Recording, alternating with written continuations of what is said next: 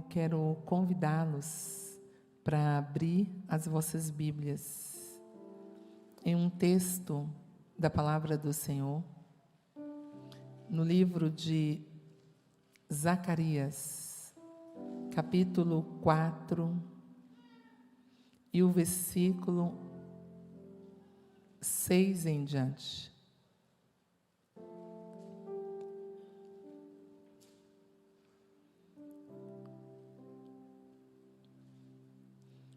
Prosseguiu ele e me disse: esta é a palavra do Senhor a Zorobabel.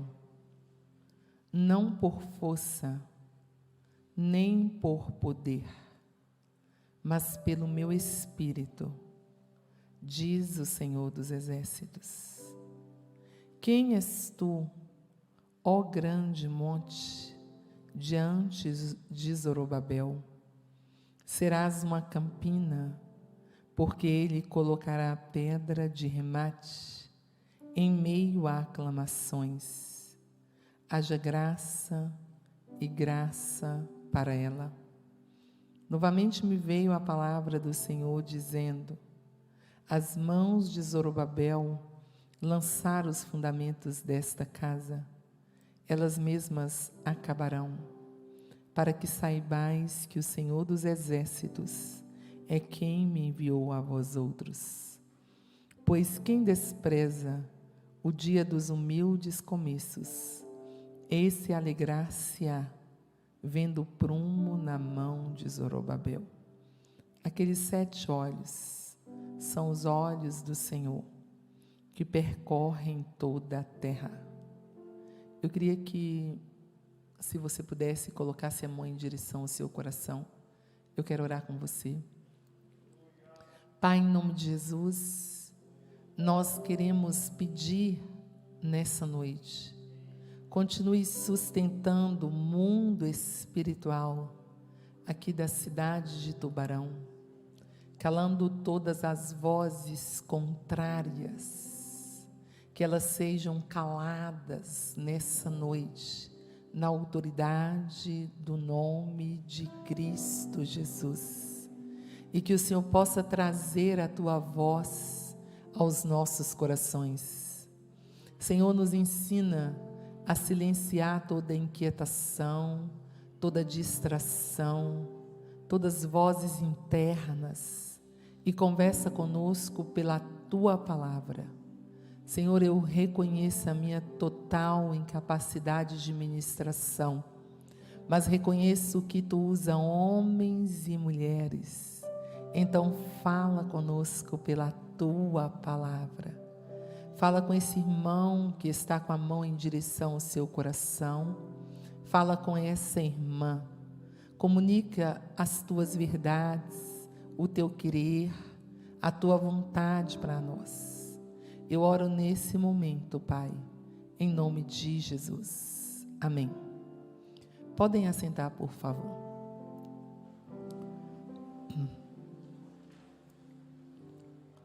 A meditação que eu quero trazer para todos vocês nesta noite são alguns posicionamentos que todos nós precisamos ter para realizarmos a obra do Senhor aqui nessa terra.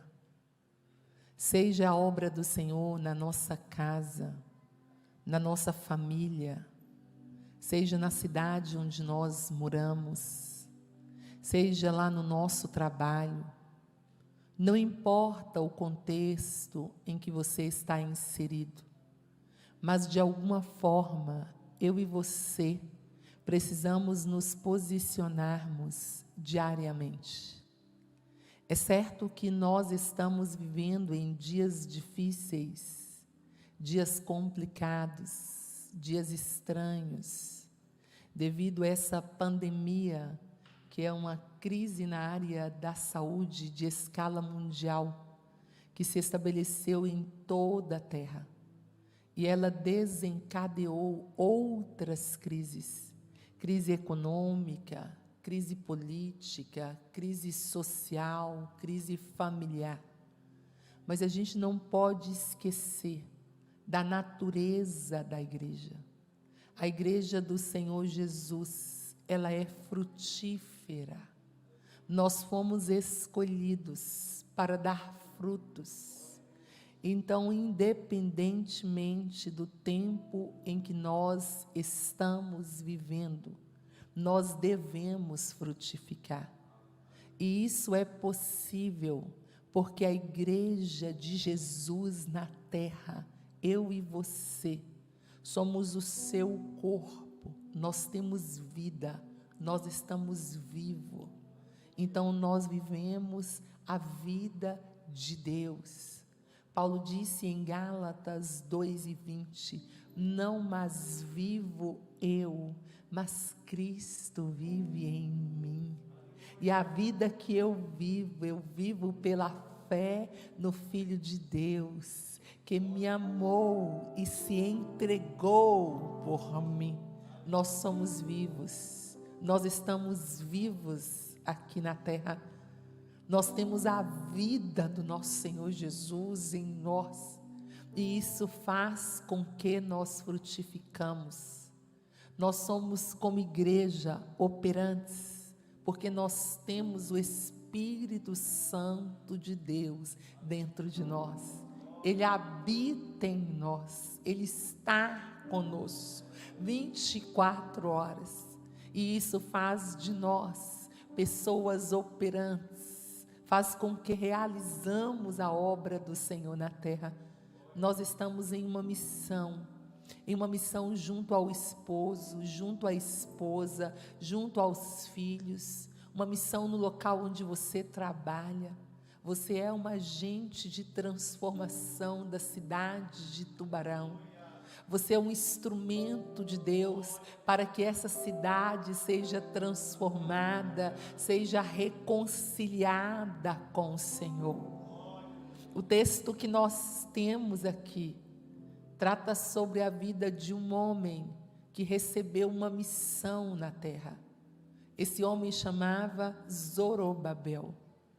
Zorobabel, ele tinha uma missão junto ao sumo sacerdote Josué. Eles foram incumbidos da reconstrução do templo em Jerusalém. Eles voltaram para Jerusalém, do cativeiro babilônico. E quando eles voltaram, chegaram na cidade, eles vieram com um propósito. Eles vieram com uma meta, com um objetivo: reconstruir um templo que estava em ruínas, reconstruir o lugar da adoração. Nós também estamos com uma meta, com um propósito, não uma reconstrução de templo físico, mas uma reconstrução espiritual. Que vidas sejam reconstruídas, que vidas sejam reconciliadas com Cristo, que pessoas que estão vivendo em condição de trevas possam sair das trevas e vir para a gloriosa luz. Pessoas que estão vivendo em situação de escravidão possam sair da escravidão e viverem livres em Cristo Jesus. Pessoas que estão vivendo em condenação eterna possam sair da condenação e serem justificados por Cristo Jesus. Pessoas que estão vivendo nas trevas, na escuridão, que não têm a mente esclarecida pela palavra do Senhor, possa ter o privilégio de conhecer as verdades do Evangelho e serem iluminadas pelo Senhor. E em elas serem iluminadas, elas possam viver na luz, andar na luz, morar na luz. É para isso que nós estamos aqui, para essa reconstrução, para que pessoas sejam reconstruídas, para que famílias sejam restauradas. Enquanto nós adoramos o Senhor com o nosso propósito, para que nascemos, para que viemos de adorar o Senhor, nós cumprimos paralelamente a nossa missão aqui nessa terra. Então, voltando aqui a Zorobabel, Zorobabel veio juntamente com o povo israelita, com os descendentes de Judá, aqueles que foram levados para o cativeiro, aqueles que nasceram no cativeiro, aqueles que se dispuseram a vir. E eles vêm com o objetivo de restaurar o templo. Chegam ali animados, trazendo os recursos para a restauração do templo. Envolvem, engajam naquela obra, começam a dar de si com muita alegria, com muito cântico, com muita celebração. E tudo fluía, porque o povo tinha um só propósito. Um conversava com o outro, estamos aqui agora reconstruindo o lugar da adoração, estamos aqui agora envolvidos na obra do Senhor.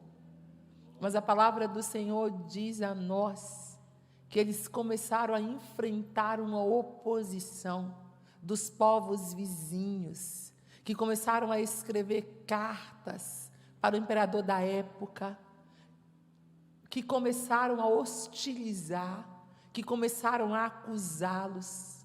E diante da intimidação do inimigo, diante da afronta do inimigo, diante da adversidade, aquele povo que estava entusiasmado, que estavam animados, que estavam encorajados, deixaram que toda aquela situação entrasse em seus corações.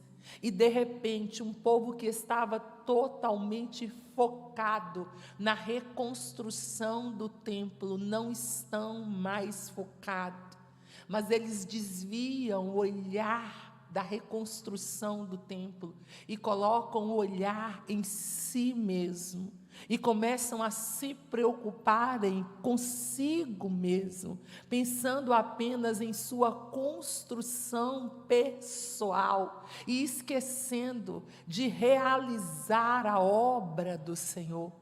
Muitas pessoas na terra receberam essa missão de adorar e realizar a obra do Senhor, mas enfrentaram adversidades, enfrentaram problemas, enfrentaram situações adversas, e diante dessas situações, eles desfocaram, tiraram o olhar da obra do Senhor, tiraram o olhar das coisas do Senhor, e a obra do Senhor não os empolga mais, a obra do Senhor não os atrai mais, as coisas do Senhor, os negócios do Senhor, eles procrastinaram, deixaram para depois. De repente eles estão ali, os problemas vêm e eles param, e claro, eles têm uma justificativa, tem uma pressão, tem uma tensão, tem acusações, tem N situações, e diante de tudo aquilo, eles param. Passa-se 1 ano, passa-se 2 anos, passa-se 3, até chegar a quase 17 anos, e a obra do Senhor interrompida. E eu não sei onde está o seu olhar, eu não sei onde você tem colocado o seu coração, eu não sei para onde os seus caminhos estão te levando, eu não sei para onde os seus caminhos estão te direcionando, eu não sei para onde você tem permitido que os seus caminhos o leve, mas eu quero te dizer que de repente isso pode acontecer conosco. Nós vamos procrastinando para amanhã, amanhã nós retornamos, amanhã nós vamos fazer, e o tempo vai embora, os dias vão. Mas Deus levantou Zacarias, profeta Zacarias, e Deus levantou o profeta Ageu para esse tempo. Nesse tempo, é tempo de Deus levantar profetas, é tempo de Deus levantar profetisas, Joel disse para nós, no registro de Joel 2:28, nos últimos dias derramarei do meu Espírito sobre toda a carne, vossos filhos e vossas filhas profetizarão, vossos jovens terão visões, vossos velhos sonharão, e sobre as servas e os servos derramarei o meu Espírito.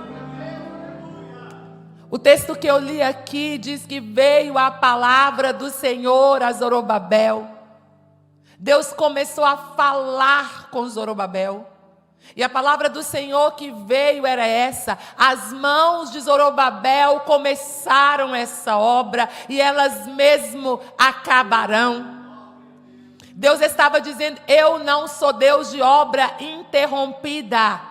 Eu não sou Deus de obra parada, eu sou Deus de continuidade. Paulo entendeu isso em Filipenses 1:6. Ele disse: estou plenamente certo que aquele que começou uma boa obra em ti há de completá-la até a volta de Cristo Jesus. Aquela obra estava interrompida, parada, enquanto eles estavam se voltando para as suas coisas, construindo casas lindas para si. Ageu nos conta no capítulo 1 de Ageu. Estavam só preocupados consigo mesmo.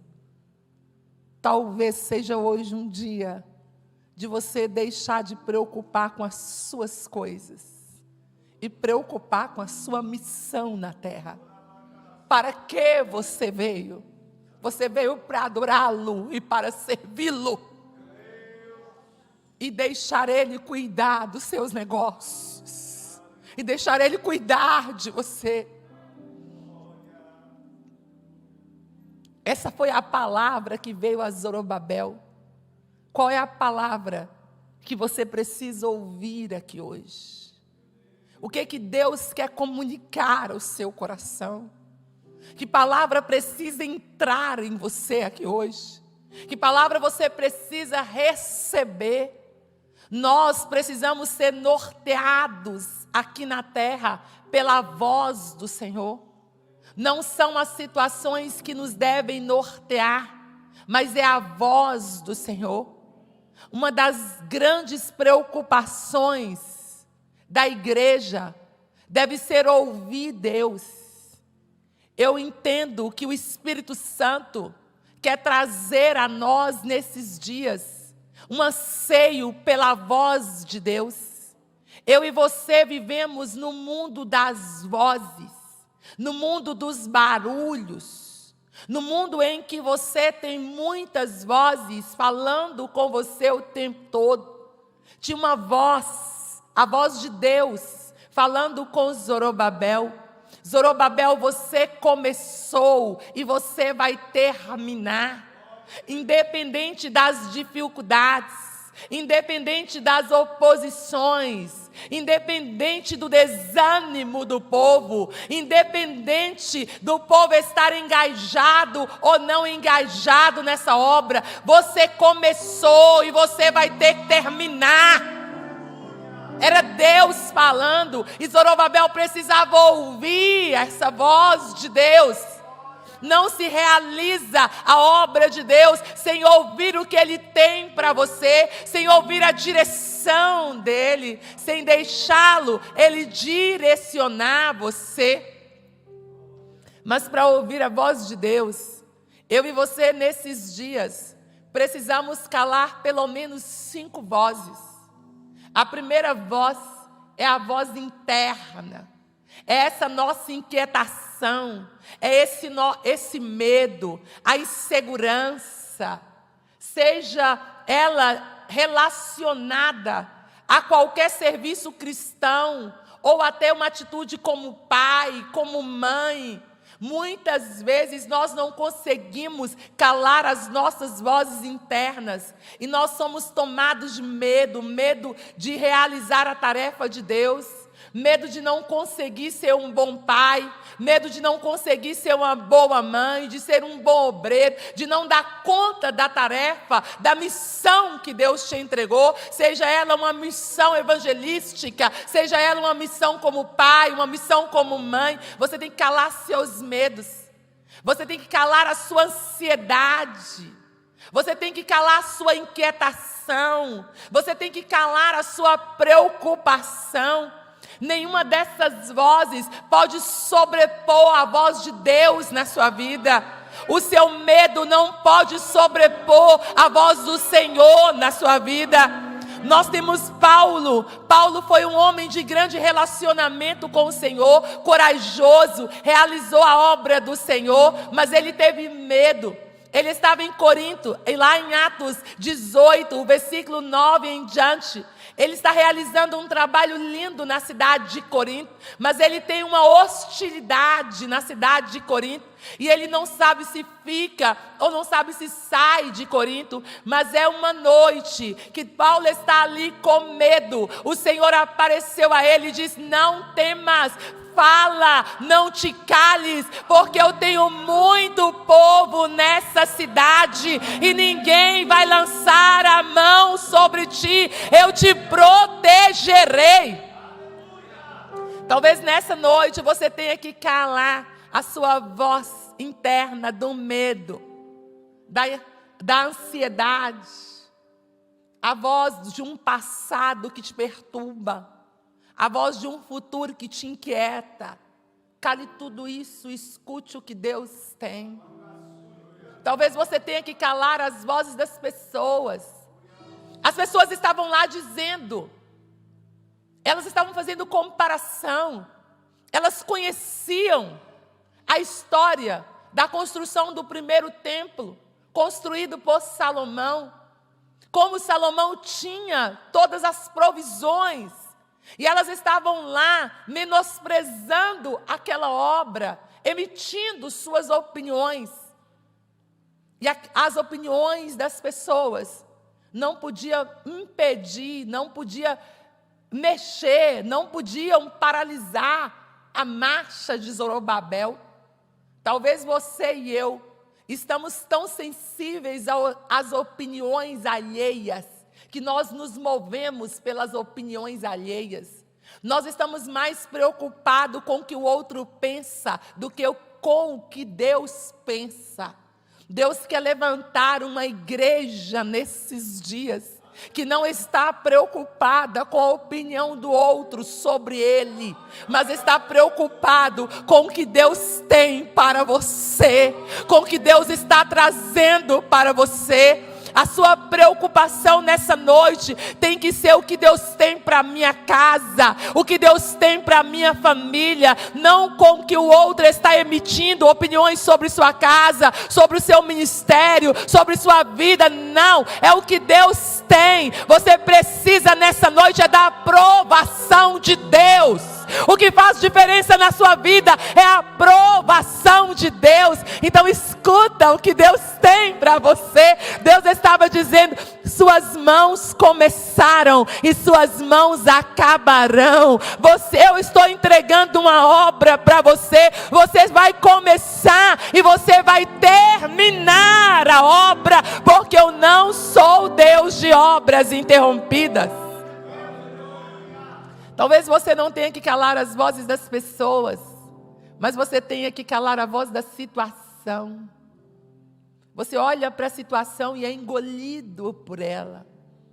Você olha para as pessoas, imagina, ele estava olhando para o povo de Israel, o povo de Deus, e ele estava vendo um povo desmotivado, um povo que não estava engajado, um povo que não demonstrava fervor, que não demonstrava ânimo. Você imaginou como é que ele estava? Ele olhava e não via sinais de nenhum envolvimento com aquela obra. Aquela obra estava deserta e ele não tinha mão de obra.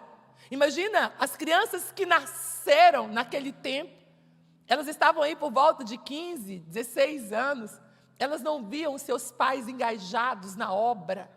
Elas não viam seus pais cuidando das coisas de Deus. Elas sabiam que tinha um templo, mas ele estava em ruínas, e os pais não faziam nada para mudar.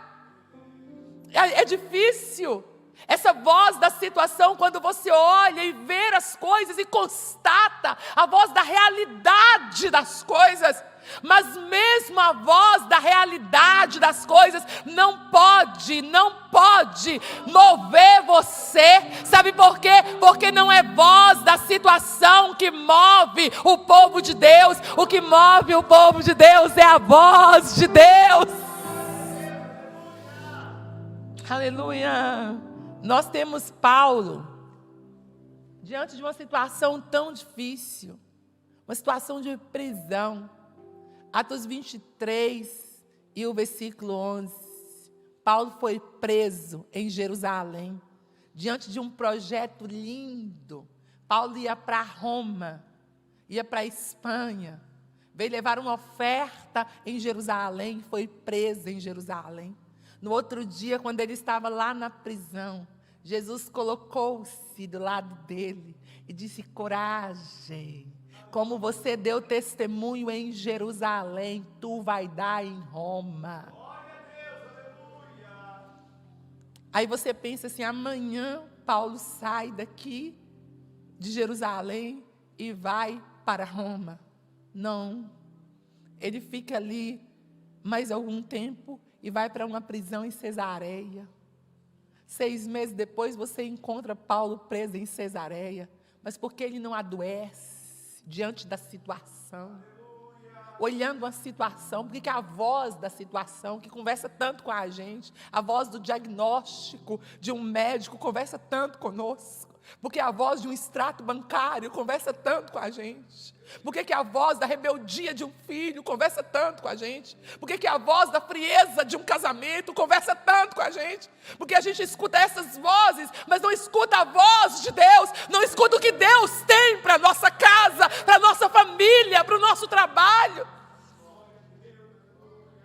Porque ele não adoece, porque ele não enferma, porque que a imunidade não cai, porque que ele está firme, porque que ele frutifica dentro da prisão, pregando para o rei Festo, pregando para o rei Félix, pregando para o rei Agripa. Por quê? Porque ele tem uma voz e é ela que norteia. Você pregou em Jerusalém e vai pregar em Roma. Que voz você tem para acordar de manhã e entender? Tem uma situação difícil aqui sim, mas tem uma voz de Deus para mim aqui. Tem uma situação difícil na minha família, com o meu filho, no meu casamento, mas eu sei o que Deus tem para minha casa. Eu sei que meus filhos são profetas. Eu sei que minhas filhas são profetisas. Eu sei que o Senhor é Deus da minha casa e da minha família, e que Ele levantará pela minha casa, pela minha família. Qual é a voz de Deus? Mas talvez você também tenha que calar a voz do diabo. Sim, eles amam. Nós não estamos tendo o culto da vitória?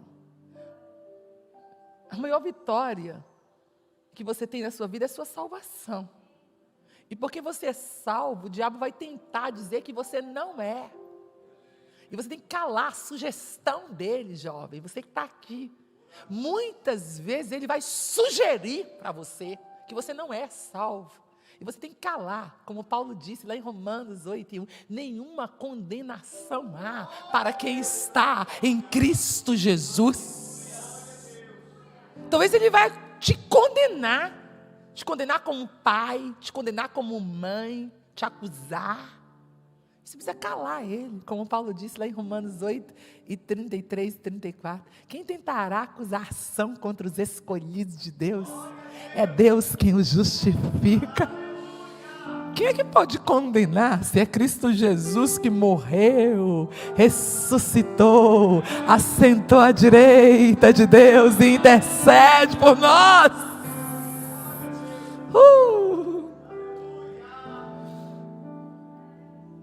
Se ele tentou falar com Jesus, tentou distrair Jesus da sua missão, tentou interromper Jesus, Imagina eu e você.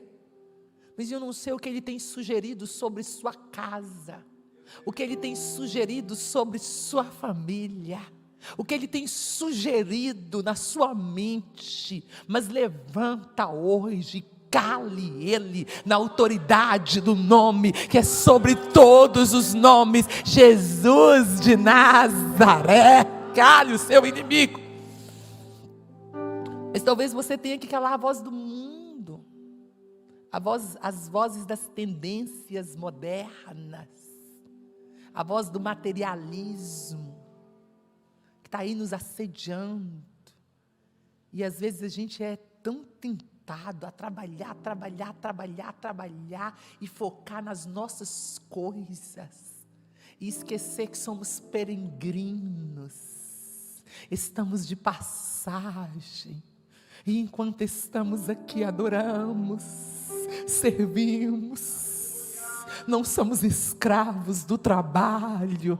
Temos o nosso trabalho, mas é para a glória dEle, é para louvor do nome dEle. A nossa profissão é para a glória dEle, é para louvor do nome dEle. E tudo que nós fazemos é com contentamento, com alegria, porque é para Ele. Estamos servindo Ele como pedreiros, como carpinteiros, como médicos, como advogados, como engenheiros, mas não somos escravos de dinheiro, não somos escravos do capitalismo. Não é a voz do capitalismo que nos norteia, não é a voz do materialismo que nos norteia, porque já somos livres. Aleluia. Talvez seja a voz do narcisismo, desse amor pregado, exacerbado por si mesmo. Quando você só quer, é você o centro é Ele. É tudo para Ele. Vivemos para a glória dEle. Aí a gente abre mão dessa construção própria que se volta só para nós, para nos colocar no centro e tirá-lo do centro, e a gente coloca Ele no centro. Oh, Senhor, eu já deixei de viver para mim, e Tu é quem vive em mim. Então você precisa ouvir o Senhor. E talvez você vai ter que calar a voz do hedonismo pregado tanto nesse século. Seja feliz, seja feliz, seja feliz. O mais importante, não importa se princípios são quebrados, não importa se valores não são considerados. O que importa é que você seja feliz. Você consegue calar essas vozes, essa voz do hedonismo. Se alguém quiser vir após mim, negue-se a si mesmo, toma a sua cruz e siga-me. Eu vim do céu, o meu caminho é cruz e meu destino é glória. A igreja vem dele, o caminho da igreja é cruz e o destino da igreja é glória. É para lá que a igreja vai. Aleluia. Eu não sei que voz você vai ter que calar, mas eu sei que Zorobabel tinha muitas vozes para calar. As vozes das pessoas, as vozes da situação, as vozes dos seus inimigos que estavam lá o acusando, escrevendo cartas, denegrindo a imagem dele. Ele precisava calar essas vozes, porque tinha uma obra para fazer. E ele não podia se ocupar com outras vozes. Não se ocupe com outras vozes, mas se ocupe com a voz de Cristo Jesus. Se ocupe com o que o Pai tem para a tua casa, com o que o Pai tem para você, com a voz dele para te nortear. O segundo posicionamento que nós temos aqui é que Zorobabel precisava acreditar na obra do Espírito. E eu e você precisamos acreditar na obra do Espírito Santo. Deus disse para Zorobabel: Zorobabel, não é por força. Você está diante de um povo desanimado, mas não é por sua força, não é por sua violência, não é pelo seu grito, não é por sua capacidade, não é nada disso, Zorobabel. Eu tenho um espírito para mover. É o meu espírito que moverá. Oh, eu e você precisamos acreditar na obra do Espírito Santo. O Espírito Santo veio para ficar. Ele veio para morar. Oh, João registrou a fala de Jesus no João 14:16. Que o Consolador, ele viria, ele rogaria ao Pai, e o Pai daria um Consolador, que estaria para sempre conosco. Ele disse no 14:26, que o Consolador nos ensinaria todas as coisas, e nos lembraria dos ensinamentos que ele havia dado outrora. O Consolador está aí para dar ânimo, para dar coragem, para ensinar caminhos, para nos ensinar como mãe, para nos ensinar como pai, para nos ensinar como obreiro, como profissional, como o irmão disse aqui, para te fazer o melhor profissional, para te dar capacidade mental, para que você seja um profissional em excelência lá no seu trabalho, para que Deus seja glorificado lá dentro do seu trabalho, para que você seja uma mãe em excelência. O Espírito do Senhor está aqui. Está em nós. Se Zorobabel pensasse, é no meu braço. Um povo que ficou mais de 16 anos sem envolver, sem realizar, que perdeu o pique, perdeu o ânimo, perdeu o interesse. Como é que ele ia conseguir trazer esse povo de volta? Como é que ia arrebanhar? Oh, é só um avivamento, irmãos. Quando você vai para Ageu capítulo 1 e o versículo 14, você tem a resposta. Ageu 1:14 diz: e o Espírito do Senhor veio sobre Zorobabel, sobre Josué, o sumo sacerdote, e sobre todo o resto do povo. Veio sobre as crianças, veio sobre os adolescentes, veio sobre os jovens, e se dispuseram e retomaram ao trabalho. Oh! O Espírito veio e moveu, e o Espírito moveu crianças, moveu jovens, moveu adolescentes, moveu todo mundo, e todos se dispuseram, todos se colocaram à disposição de Deus, e voltaram ao trabalho, para realizar o trabalho. Deus conta contigo, Deus conta contigo.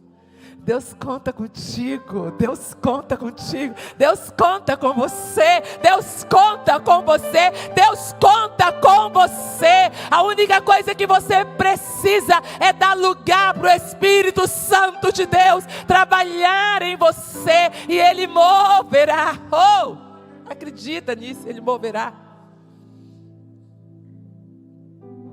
Ele moverá, e nós nos envolveremos de corpo e alma, com a adoração, com o serviço cristão, e realizaremos a obra de Deus nas cidades. Cidades serão restauradas, cidades de domínios de trevas, domínios serão quebrados. Seja domínios de bruxaria, seja domínios de magia, seja domínios de divórcio, seja domínios de abuso de crianças, seja domínios de suicídio, seja domínios de depressão, porque uma igreja levantará em intercessão, em adoração na cidade, e não tem força maligna que resiste à adoração do povo de Deus a Deus. E Deus manda a presença dele nas nossas cidades, curando nossa casa, curando nossas famílias.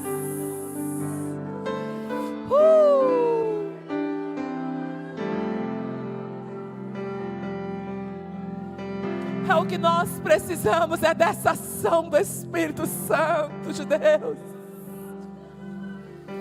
Preocupa não, Zorobabel, o meu Espírito agirá, Zorobabel. Você só levanta, não é por sua força, não é por sua capacidade, não é pelo que você possui, Zorobabel, é o poder do meu Espírito. É o poder do Espírito Santo de Deus movendo.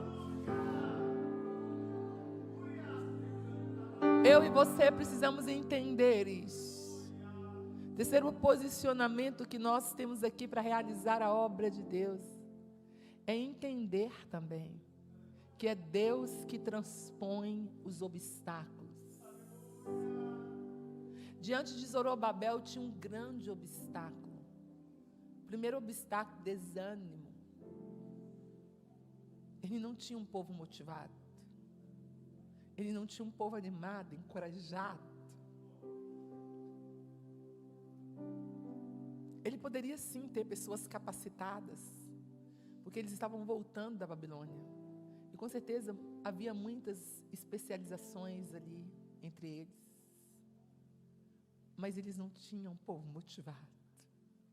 Não tinha um povo disposto a pegar a sua capacidade e investir no reino, nas coisas de Deus, no nosso caso no reino. Não tinha. Tinha um povo que usava o que tinha para si, para um proveito próprio, e não usava as capacitações que Deus deu para o reino. Então ele tinha diante dele uma montanha de desanimados. Ele tinha a montanha da falta de recursos, porque ele poderia comparar, porque nós somos pessoas da comparação. E lá em 1 Crônicas, capítulo 29, fala que Davi amava Deus e a obra de Deus. E Davi juntou ouro, prata, pedras preciosas, bronze, preparou tudo para Salomão. Davi inspirou as pessoas a contribuírem e darem tudo para prepararem para a construção do templo. E talvez ele tivesse agora tudo comedido, tudo mais simples. Então ele tinha grandes obstáculos diante dele. Mas Deus estava dizendo: Zorobabel, não é você que desafia os obstáculos. Você posiciona, sou eu. É Deus que pergunta: quem és tu, ó monte grande, diante de Zorobabel? E Deus mesmo responde para o monte: você não é nada. Você vai tornar uma campina, porque o meu servo levantou e vai passar aí.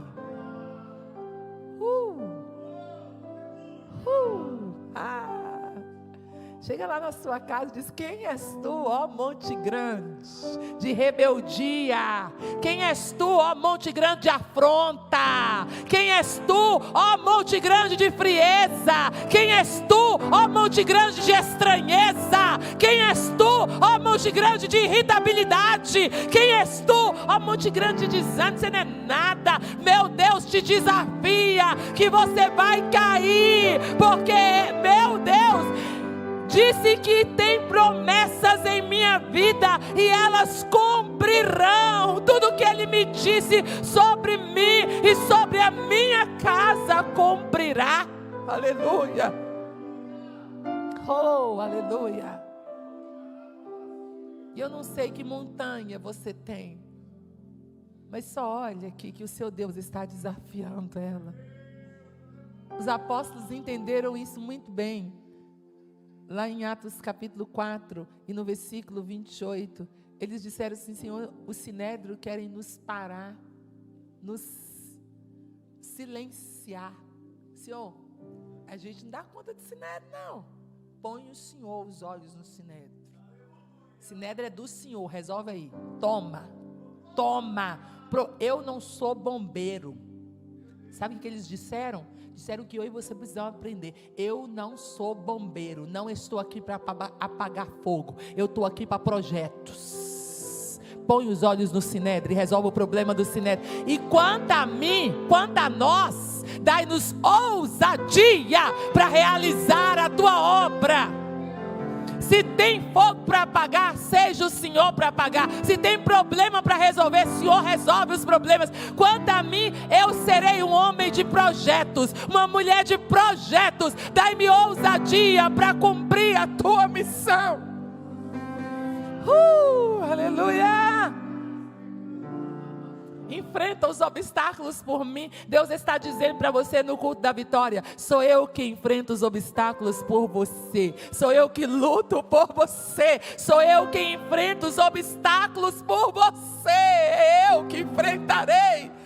Gasta energia com enfrentando obstáculos, não deixa os obstáculos para o Senhor. Gasta energia empreendendo obras, realizando obras para Deus. Gasta a sua energia, gasta a sua força, realizando a obra de Deus aqui na terra. Restaurando, levando a restauração para vidas, levando a restauração para cidades, levando o evangelho para que os homens sejam reconciliados com Deus, vidas sejam transformadas, famílias sejam restauradas, domínios do inferno caiam por terra e cidades sejam reconstruídas para Deus.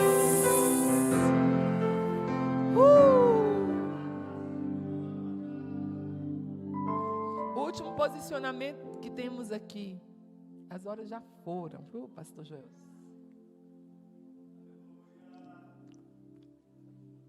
O último posicionamento que nós temos aqui é Deus falando com ele: não despreze os pequenos começos. Zorobabel, valorize os pequenos começos. Talvez você está querendo que a coisa comece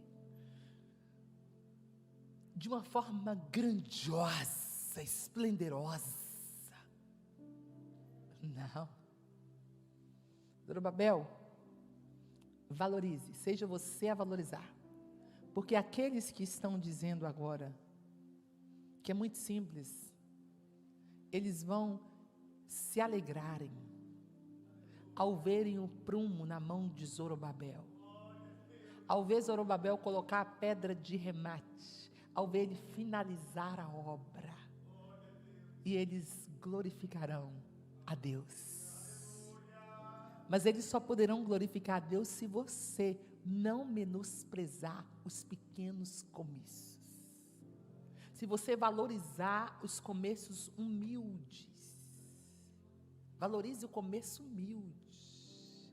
Valorize que tem 5 pessoas, que você está evangelizando uma pessoa.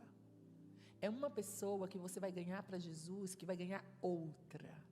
E a outra vai ganhar outra. E quem sabe, quando você vai ser um Ananias, que vai levar um Saulo, e no meio dessa semeadura sua, você semeia a vida de um Saulo, e esse Saulo ganha multidões. Você não sabe. Se Ananias tivesse menosprezado aquele começo perigoso, simples, um homem, Ananias, vai lá na casa de Judas, na rua direita, vai lá, porque tem um Saulo lá.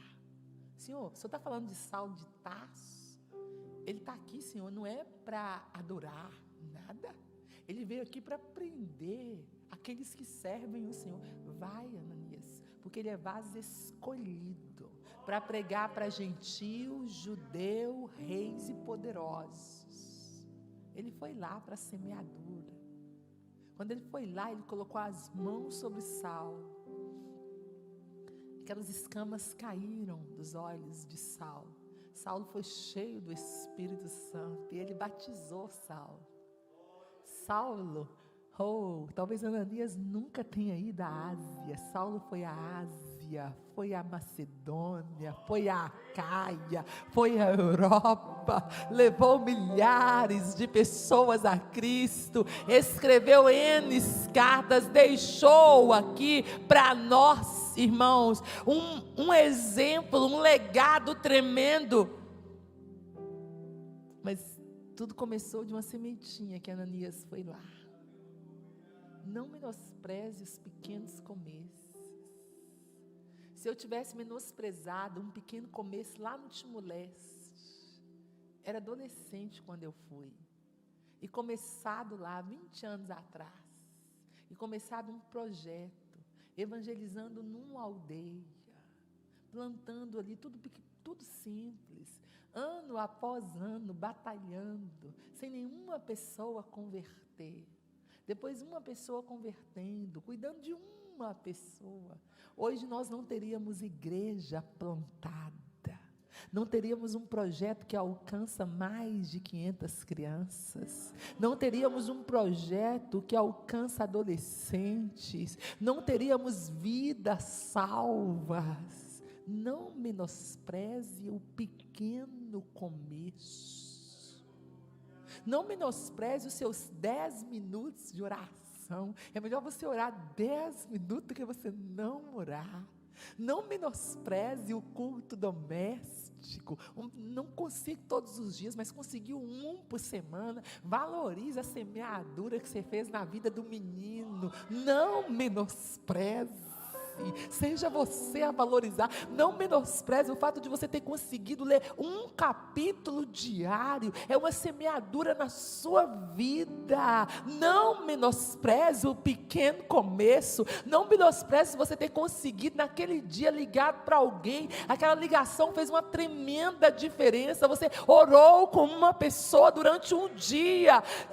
O difícil é você não fazer nada, mas é um pequeno começo. Não menospreze o pequeno começo, porque toda semeadura, ela tem resultado. Não menospreze o pequeno começo. A primeira vez que eu fui a Moçambique, saí daqui, fui para Moçambique, a única coisa que eu fiz foi orar por uma criança que estava morrendo, e o Senhor curar.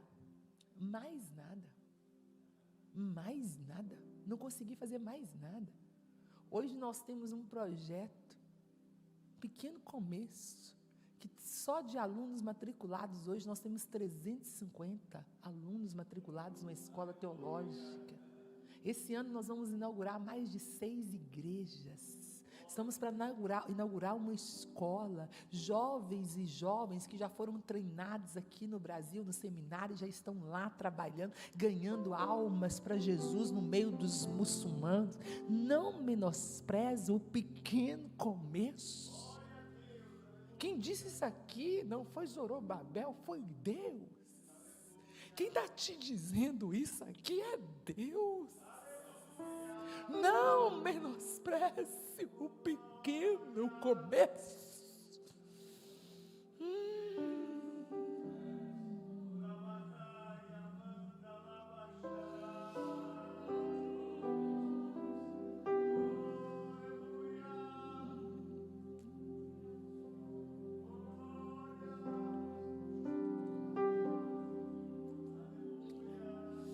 Se Paulo tivesse menosprezado um pequeno começo tumultuoso lá em Éfeso, dentro de uma sinagoga, com corações empedernidos, com corações como pedra, ele não tinha visto, 2 anos depois, toda a Ásia Menor ser alcançada e as igrejas serem plantadas em cada uma delas. Não menospreze o pequeno começo. Não menospreze o que Deus começou a fazer lá na sua casa. Não menospreze, Deus não faz nada, Deus começou. Não menospreze o fato do menino ter falado com você assim: oh mãe, sim, eu vou ao culto hoje com você. Aleluia, glória a Deus. É um pequeno começo. É daqui que vai surgir, oh, aleluia. Se nós tivéssemos a fé de Elias, o que tem lá agora? Agora tem uma nuvem do tamanho da palma da mão de um homem. Vai dizer a Acabe que pode correr, porque senão a chuva vai apanhar. Esse pequeno começo é suficiente para uma tremenda chuva vir. Oh, não menospreze o pequeno começo. O avivamento pode começar hoje. Não menospreze o pequeno começo. Dê glória a Deus pelos pequenos começos. Aleluia. Eu quero que você fique de pé, por favor.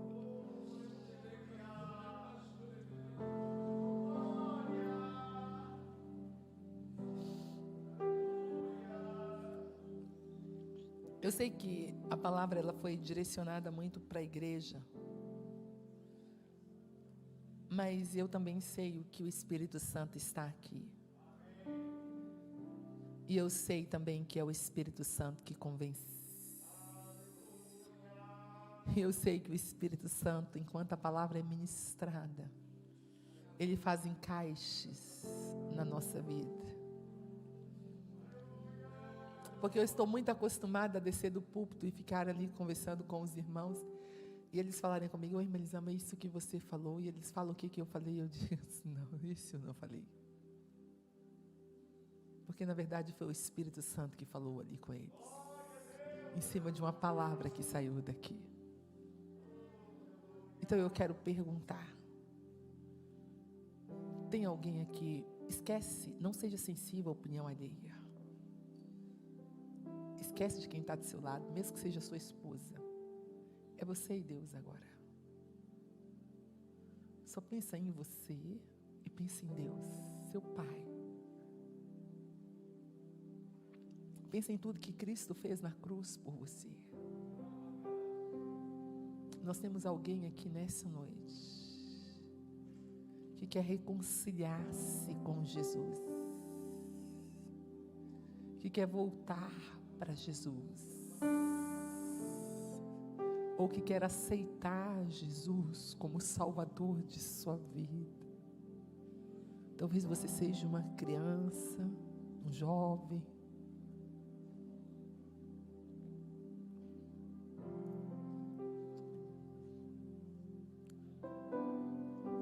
Talvez você esteja afastado, distante. E você quer retomar. Eu quero te convidar a vir.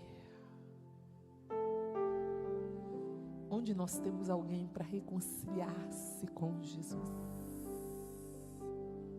Onde está você que precisa reconciliar-se com Jesus?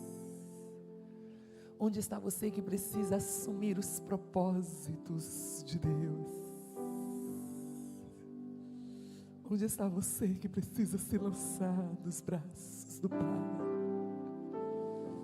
Eu quero te convidar a vir. Onde nós temos mais alguém que quer vir,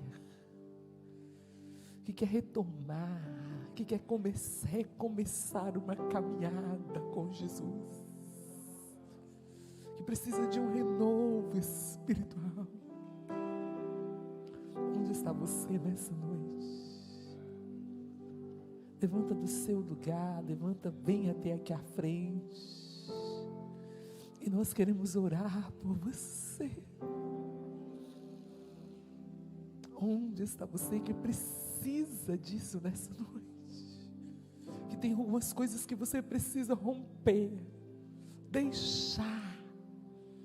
E você sabe que você precisa, talvez você está atormentado por vozes interiores que têm roubado a voz de Jesus na sua vida.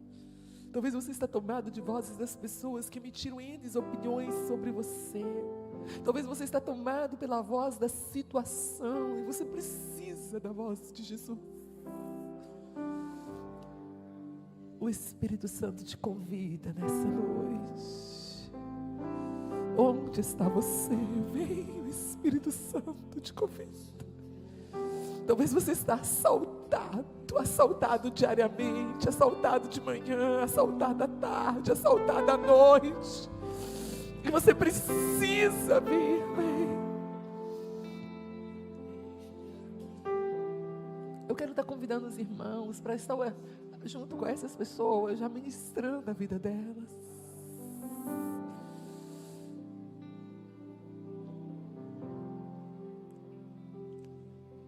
Onde está você que precisa? Só você sabe que você precisa. só você sabe nessa noite que você precisa.